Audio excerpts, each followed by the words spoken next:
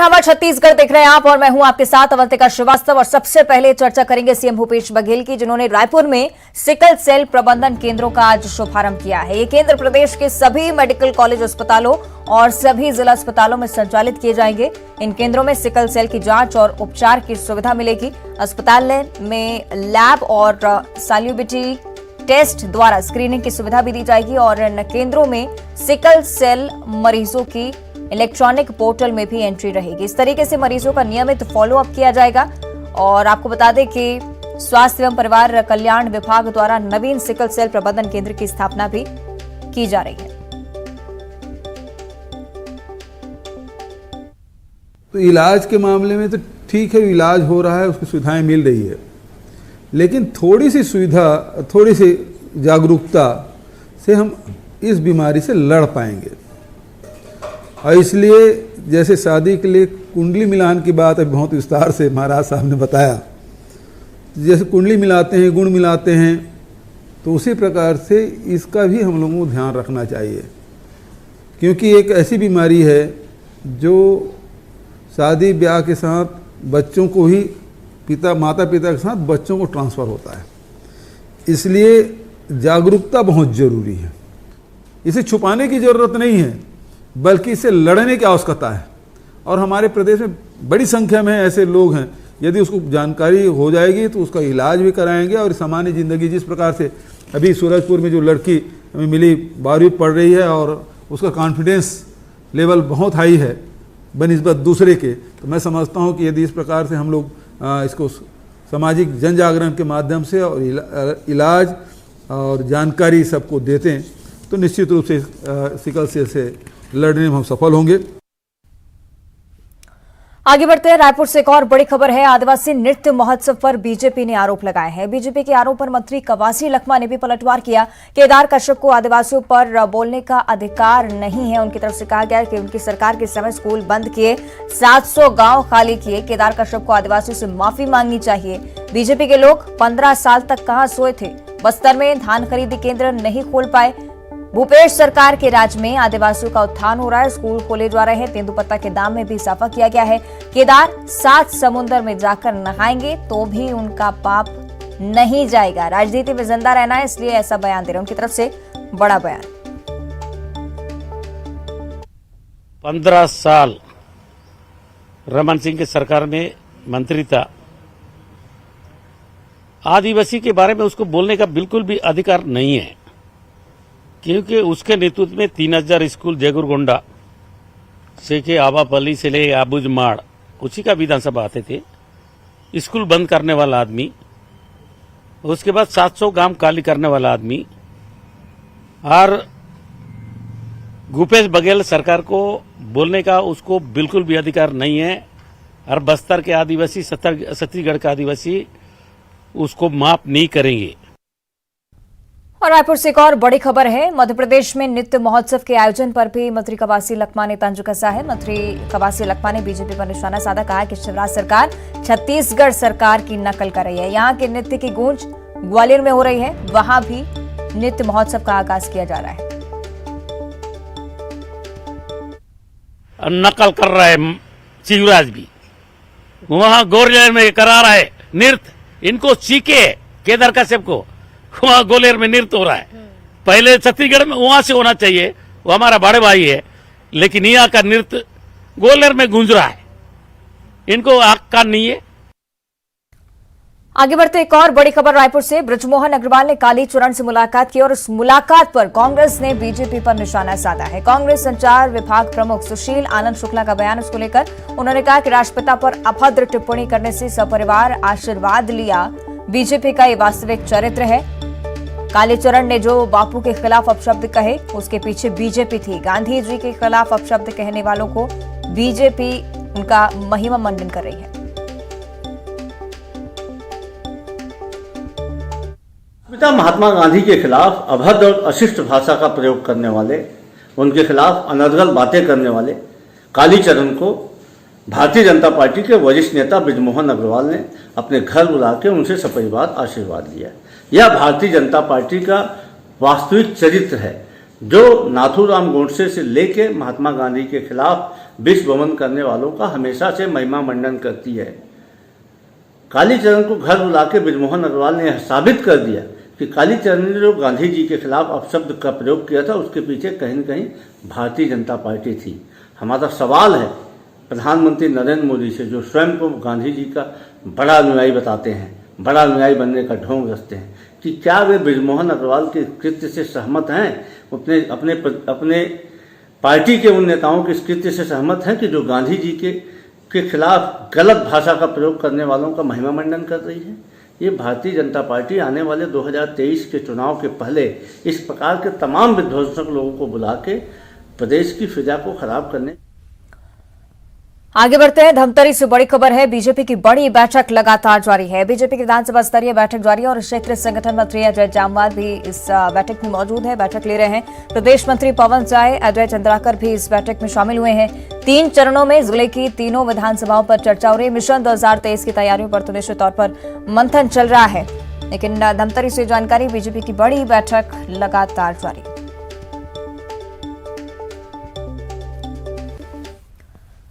और रायपुर से एक और बड़ी खबर है। 1 नवंबर का दिन जब आदिवासी नृत्य महोत्सव का आयोजन छत्तीसगढ़ में होने जा रहा है। महोत्सव में 9 देशों के कलाकार इस बार शामिल हो रहे हैं। आज 4 देशों के कलाकार रायपुर पहुंच रहे हैं। आपको बता दें कि रशिया, न्यूजीलैंड, टोगो, मोजाम्बिक के कलाकार रायपुर आएंगे। दोपहर बाद रशिया, न्यूजीलैंड के कलाकार यहां पर पहुंचेंगे।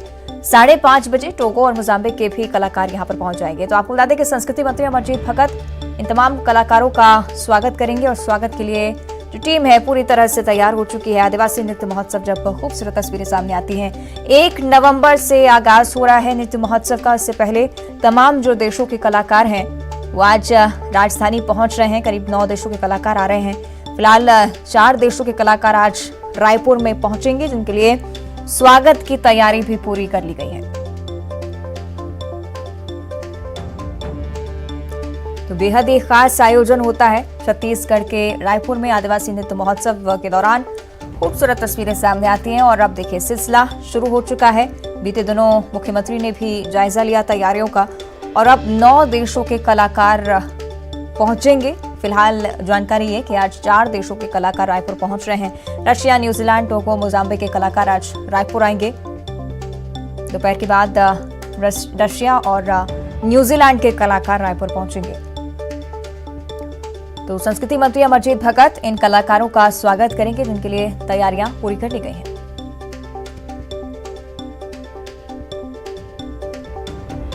चलिए और ज्यादा जानकारी के लिए सहयोगी देवव्रत का हम रुख कर लेते हैं। देवव्रत, निश्चित तौर पर खूबसूरत समा होगा जब तमाम कलाकार यहां पर पहुंचेंगे, क्योंकि हर बार ही अलग अलग कल्चरल तस्वीरें, अलग अलग ट्राइबल तस्वीरें देखने को मिलती हैं। फिलहाल स्वागत की यहां पर क्या कुछ तैयारियां हैं?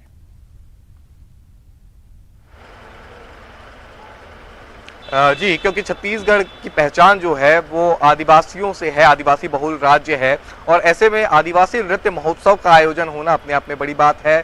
न सिर्फ पूरे राज्य के आदिवासी बहुल राज्यों के, बल्कि दूसरे देशों से भी जो कलाकार हैं वो यहाँ पर पहुँचेंगे। और अभी की जो तैयारियां हैं वो मैं आपको दिखाता हूँ। एयरपोर्ट में इस वक्त हम मौजूद हैं और आज जो कलाकार पहुँच रहे हैं वो 4 देशों से यहाँ पर कलाकार जो हैं वो पहुँचेंगे। कुछ ही देर में जो कलाकार हैं वो यहाँ से बाहर निकलेंगे और संस्कृति मंत्री जो है अमरजीत भगत भी यहाँ पर पहुँचे हुए हैं, भीतर कलाकारों का स्वागत करेंगे।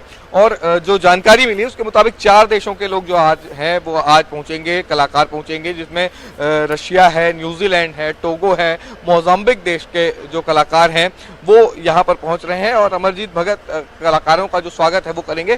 सुरक्षा के जो तमाम इंतजाम हैं वो आपको यहाँ पर दिखाई दे रहे होंगे कि जो पुलिसकर्मी हैं वो सुरक्षा के लिए तैनात हैं, सभी कलाकारों की सुरक्षा के लिए यहाँ पर तैनात हैं। और इसके अलावा जो बसेस हैं वो भी यहाँ पर लगी हुई है और व्यवस्था आप देख लीजिए कि इन्हीं बसों में जो कलाकार हैं वो लेकर के कलाकारों को लेकर के जाएंगे।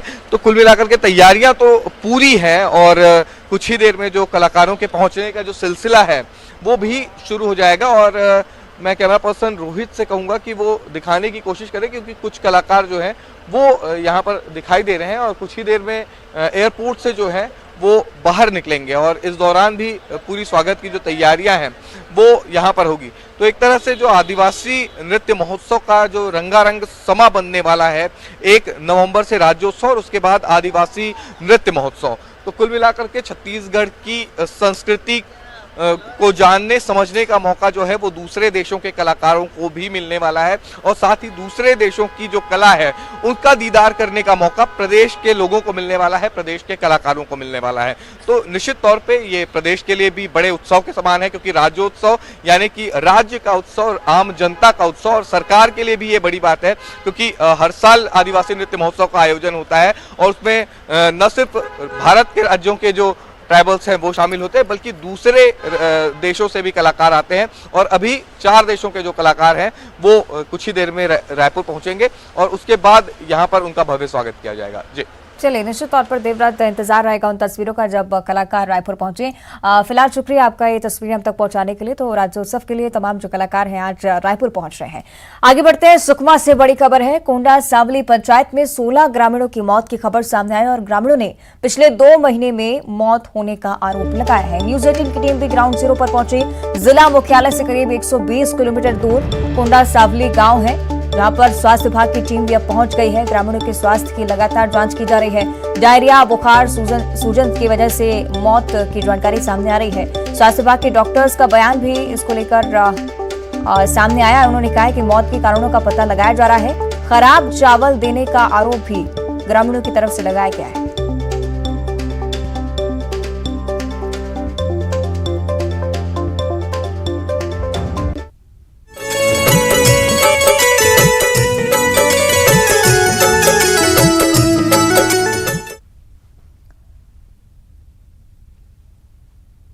तो आज महाआस्था का पर्व छठ पूरे ही देश में मनाया जाता है।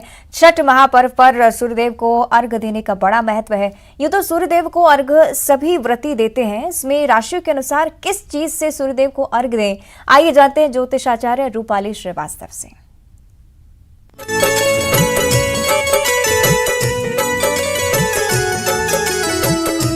सूर्यदेव की आराधना आपको अपनी राशियों के अनुसार कैसी करनी चाहिए। मेष राशि वालों को सूर्यदेव को लाल कुमकुम डालकर अर्घ्य देना चाहिए।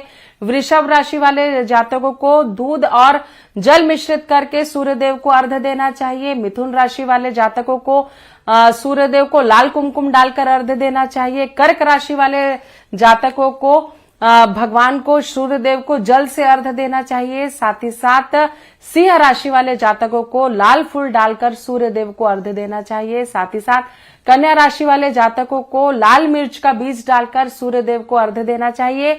तुला राशि वाले जातकों को जल और चंदन मिलाकर सूर्यदेव को अर्घ्य देना चाहिए। साथ ही साथ वृश्चिक राशि वाले जातकों को लाल कुमकुम और हल्दी को मिश्रित कर सूर्यदेव को अर्घ्य देना चाहिए। साथ ही साथ धनु राशि वाले जातकों को हल्दी मिलाकर जल में सूर्यदेव को अर्घ्य देना चाहिए। साथ ही साथ मकर राशि वाले जातकों को सूर्यदेव को काला तिल मिलाकर अर्घ्य देना चाहिए। कुंभ राशि वाले जातकों को भी काला तिल, दूध और जल को मिश्रित कर सूर्यदेव को अर्घ्य देना चाहिए। साथ ही साथ मीन राशि वाले जातकों को केसर मिश्रित जल से सूर्यदेव को अर्घ्य देना चाहिए। अगर आप अपनी राशियों के अनुसार सूर्यदेव को अर्घ्य देते हैं तो इसका भी आपके जीवन पर विशेष प्रभाव पड़ता है।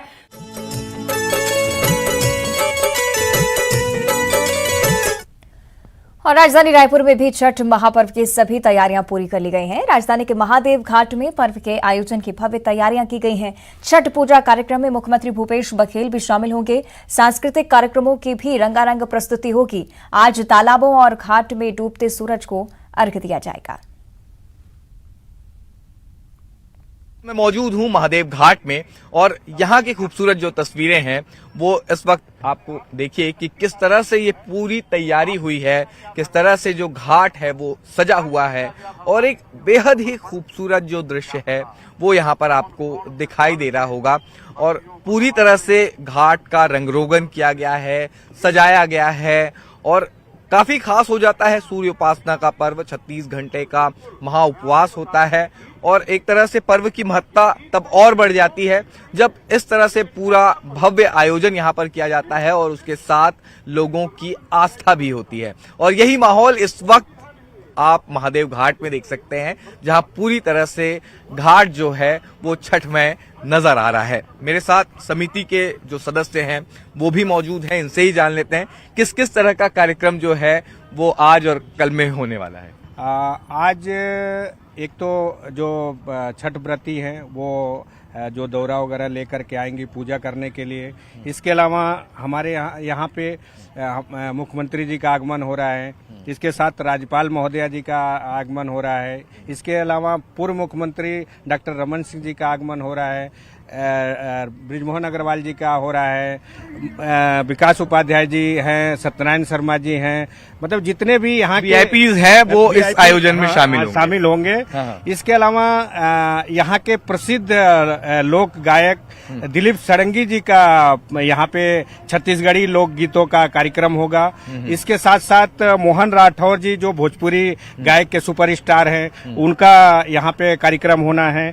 सोनाली तरुण चोपड़ा जी हैं जो वो नृत्यज्ञ, ये उनकी झांकी का एक विश्व प्रसिद्ध झांकी है, वो वाराणसी से हैं, उनका आगमन हो रहा है। साथ ही साथ हमारी सुश्री प्रियंका पांडे जी हैं जो लोक गायिका हैं, उनका कार्यक्रम होना है। कैमरा पास और सूर्य उपासना के महापर्व छठ पर्व का उत्साह भिलाई में भी देखते ही बनता है। इस पर्व को मनाने जोरदार तैयारियां की जा रही हैं। घरों में छठी मैया को चढ़ाए जाने वाले ठेकुआ का प्रसाद पूरी शुद्धता के साथ तैयार किया जा रहा है, जिसमें परिवार के हर उम्र के सदस्य शामिल हो रहे हैं। इसके बाद तालाब के घाट भी पहुंचा जाएगा। ढलते हुए सूर्य को अर्घ्य देकर छठी मैया की उपासना की जाएगी। कोरोना काल के 2 वर्षों के बाद लोग सार्वजनिक रूप से इस पर्व को आज एकत्रित होकर मना रहे हैं, लिहाजा इस पर्व को लेकर काफी उत्साह नजर आ रहा है। सूर्य उपासना के महापर्व की शुरुआत हो चुकी है और आज ढलते हुए सूर्य को अर्घ्य दिया जाएगा। इसके पूर्व देख सकते हैं कि किस तरह से यहाँ पर प्रसाद तैयारियां की जा रही है। यहाँ पर ठेकुआ बनाया गया है और लोकगीत जो परंपरागत होते हैं उनको गाया जाता है। छठी मैया के गीत गुनगुनाए जा रहे हैं और महिलाएं देख सकते हैं कि कितनी खूबसूरती के साथ में ये प्रसाद को तैयार कर रही हैं। सब परिवार इस पर्व को मनाया जाता है, तो वो उसी अनुसार, उसी परंपरा के अनुसार आज ये ठेकुआ बनाया जा रहा है, जिसको छठी मैया को प्रसाद के रूप में चढ़ाया जाएगा। तो संयुक्त रूप से इस तरह से इसे तैयार किया जा रहा है। कुछ महिलाएं हैं, उनसे हम बातचीत करेंगे। कितना महत्व है आज का दिन आपके? सर्वप्रथम तो सभी प्रदेशवासियों को छठ पर्व की हार्दिक शुभकामनाएं। छठ पर्व जो है वो महापर्व है, मतलब इसमें डूबते हुए सूर्य का और उगते हुए सूर्य दोनों का अर्घ्य दिया जाता है। तो एक प्रकार से मतलब ये महापर्व ही कहलाता है बिहार और छत्तीसगढ़ वासियों के लिए। जी, कितना उत्साह रहता है इस पर्व को लेकर? बहुत बच्चे से लेके बड़े से लेके बूढ़े से, मतलब हर्ष उल्लास का हम लोग से इससे बड़ा पर्व हम लोग के लिए नहीं होता है। ये हम लोग के लिए, हमारे लिए, बिहार वासियों के लिए, झारखंड वासियों के लिए, पूरे यूपी बिहार वासियों के लिए बहुत ही उत्तम और सर्वोत्तम व्रत है। जी जी जी। ये प्रसाद बनाया जा रहा है, प्रसाद काफ़ी खास तैयारी की जाती है, इसकी क्या खासियत होती है इसकी? प्रसाद बहुत साफ सुथरे तरीके से बनाया जाता है, बहुत ही शुद्धता से बनाया जाता है इसको। और ये जो छठ का पर्व है वो हम सभी लोगों के लिए बहुत ही हर्षोल्लास का पर्व है। और छठ का जो पर्व ये हमारे लिए हर घर में खुशी का त्यौहार है। बहुत अच्छा लगता है हम लोगों को।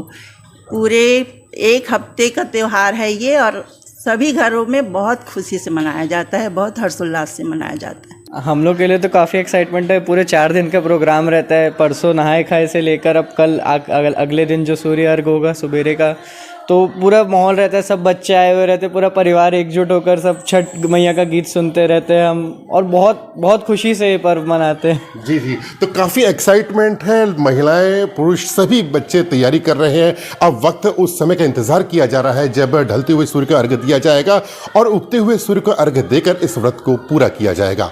न्यूज़ 18 छत्तीसगढ़ के लिए दुर्ग से मिथिलेश ठाकुर। और दर्रा सीएम भूपेश बघेल ने भी छठ की शुभकामनाएं दी हैं। सीएम ने बधाई संदेश में कहा है कि छठी मैया की उपासना के महापर्व पर सभी को ढेरों बधाई, सभी की सुख समृद्धि और खुशहाली की कामना करता हूं। छत्तीसगढ़ में छठ पूजा के दिन अवकाश घोषित किया गया है। सीएम ने ऊर्जा के स्रोत सूर्यदेव के प्रति कृतज्ञता भी जाहिर की है।